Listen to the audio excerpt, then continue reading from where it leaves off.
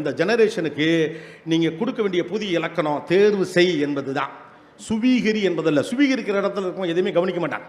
அதை அனுபவிக்கணும் மட்டும் தான் நினைப்பாங்க. நம்ம அந்த இடத்துக்கு வந்து உட்காந்துருக்கோம், எல்லாத்தையும் சுவீகரிக்கணும். இன்ஃபர்மேஷன் கிடக்குது, பிள்ளைங்கள்லாம் அறிவாளியாக்கு பூரா எல்லாத்தையும் கற்றுக்க சொல்லு. குமான் கற்றுக்கிட்டோம், கராத்தே கற்றுக்கிட்டோம், குங்ஃபு கற்றுக்கிட்டோம். நம்ம எல்லாரும் எதுக்கு அனுப்பிட்டு இருக்கோம்? வேகமாக அதை போய் படிச்சிரு, இதை போய் படிச்சிரு, இன்ஃபர்மேஷன் அவைலபிளாக, இன்ஃபர்மேஷன் அவைலபிள், நோ யூஸ். நிறைய விஷயங்களை தெரிந்து வைத்திருப்பது அறிவில்லை. ஸ்லோ டவுன் பண்ண பிள்ளைகளுக்கு பழக்கம். முதல்ல அதுக்கு நம்ம ஸ்லோ டவுன் பண்ணுவோம். எங்கே ஓடிட்டு இருக்கோம் நமக்கு தெரியும். அப்போ புதிய யுகத்திற்கான புதிய இலக்கணம் என்பது ஸ்லோ டவுன், ரிவர்ஸ் ரோல். ரெண்டு இப்போ ரொம்ப முக்கியம். கியரை கரெக்டாக போடுங்க. வேகமாக தான் போனால் ஜெயிக்கலாங்கிறது பழசு. வாய்ப்புகள் குறைவாக இருந்த காலகட்டத்தில் ஓடி போய் ஃபஸ்ட் எடுக்கிறவனுக்கு தான். இப்போ தான் கொட்டி கிடக்க. ஒன்றே ஒன்று இருந்துச்சு, 100 பேர் அதுக்கு ஓடிக்கிட்டு இருந்த காலகட்டத்தில் வேகமாக வர்றவன் புத்திசாலி. 100 விஷயம் இருக்குது, 10 பேர் தான் உட்காந்துருக்கிறோம். அதில் சரியானது தேர்வு செய்கிறவன் தான் இப்போ புத்திசாலி.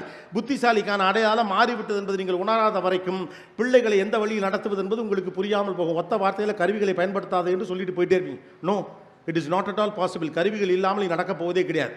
எதை எடுக்கணும்னு கண்டுபிடிக்கணும். எதையாவது எடுப்பது அறிவல்ல, எதை எடுப்பது என்று தெளிவதுதான் அறிவு.